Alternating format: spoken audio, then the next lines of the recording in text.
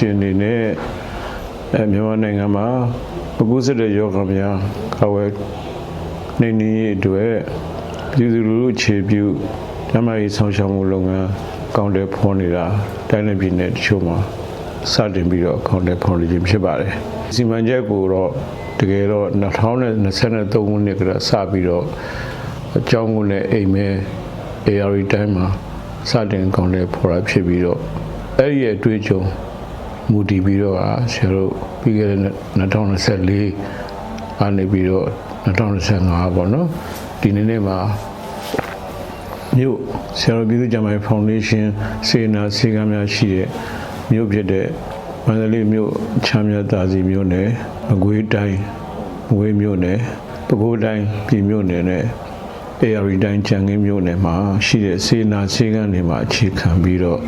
ဆရာတို့အိမ်မြို့ပေါ်မှာရှိတဲ့ပြည်သူလူထုရဲ့